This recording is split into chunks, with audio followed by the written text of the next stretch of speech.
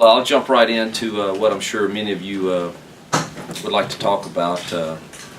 Back in 2013, when I sent out my infamous tweet of after the criticism that we received for signing a class,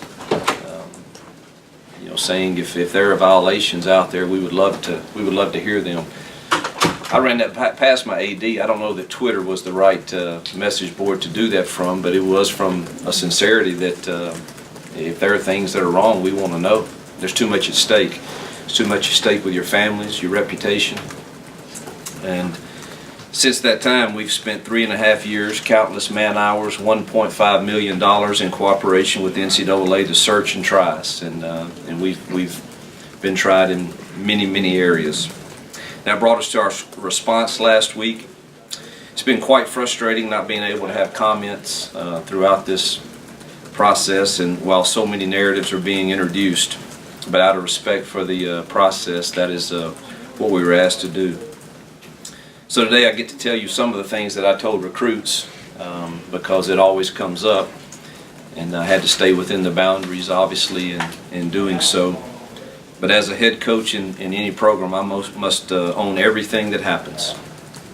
I own the gradual success we've had, and it's been gradual, from 7 wins to 8 wins to 9 wins to 10 wins.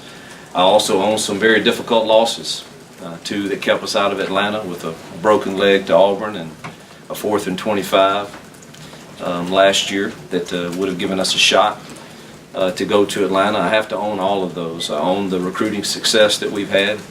I also own the recruiting failures. There's many kids we've lost to other SEC schools that hurt and sting, and I have to own all of those things. I have to own our academic success, which is at an all-time high. I have to own our social behavior, which keeps you up at night because something bad could happen tonight with any of our kids or young men. I also own the area of compliance. The 3.5 years of investigation have turned up mistakes that I must own. To be exact, there were 4 that precede my tenure at Ole Miss, and there were 9 that were under my watch.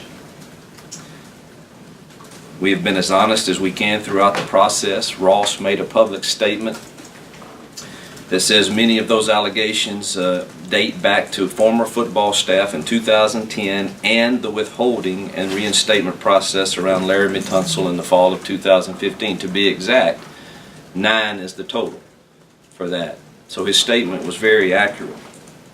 Of the 9 that occurred under my watch, 4 are level 1s. Of those 4, 3 have 0 staff involvement.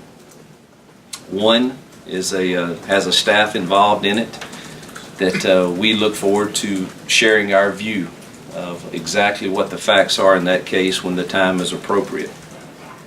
The others are secondary, or level 2s and 3s in the new penalty structure. To me, there's a difference in making a mistake and a willful intent to circumvent rules to try and gain an advantage. We have owned these mistakes, and for each of these have taken action with self-imposed penalties that have been punitive. From setting kids out that chose to cross the permissible boundaries, to disassociating boosters, to financial penalties, to limits on the last 2 signing classes, to scholarship reductions, reduced days for recruiting, reduced official visits, coaches' education, pulling coaches off the road, and most recently, no unofficial visits for a 4-week period during spring practice. I stand here today owning the mistakes, but that is what they are, and not some staff out trying to buy players. And their mistakes, in my opinion, did not rise to the level of termination. There's not a single charge in our letter that charges a coach without out buying players. While I have struggles in life that I don't always get right, breaking the rules in recruiting is not one of them. I won't do it. My name and the name of him that I represent in our university mean more to me than I can express. And it is my hope that we will be known for who we truly are, and these mistakes would not happen again. Although it's been a very difficult process and a long one, I assure you it will make us better in the long run as we continue our journey at Ole Miss. Questions? Hugh, some people have taken some shots at your personal reputation. Yep. How difficult is that? Probably more difficult than I can express to you. Maybe I care too much.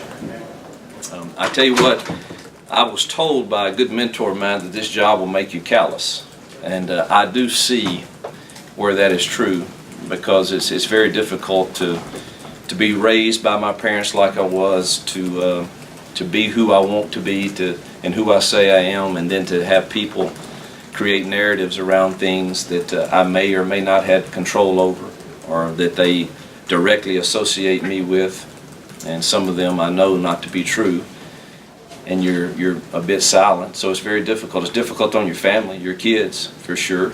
They don't quite understand that.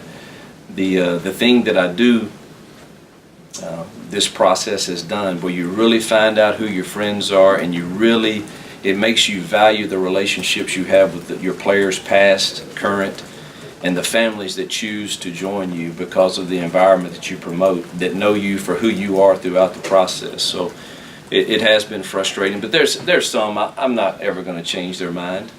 In their mind, we became an immediate overnight success, which that's not completely accurate either. It's been a process, and we're continuing to build, and our coaches have done a good job in a lot of areas, and where mistakes have made, we've taken action. Many of these are self-reported, and but it is difficult to continuously. It doesn't matter who we get a commitment from. The narrative is, I don't care if it's a 2-star, 3-star, 4-star. I think we have a heck of a place to come and play football in a heck of a conference in a great college town. But I don't know that I'll ever change, that narrative, and I've got to come to grips with that. But it is difficult. Is it particularly frustrating here? I mean, it's not like you guys have gotten every kid. You've lost several pretty highly rated players right at the very end the last couple of years.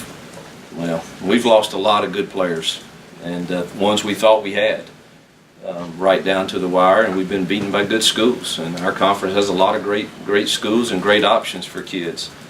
And that narrative, when that happens to us, the narrative's not the same. It doesn't seem, but that's what I've got to deal with. But we've lost quite a few players. I could go through them all. They're readily on my mind.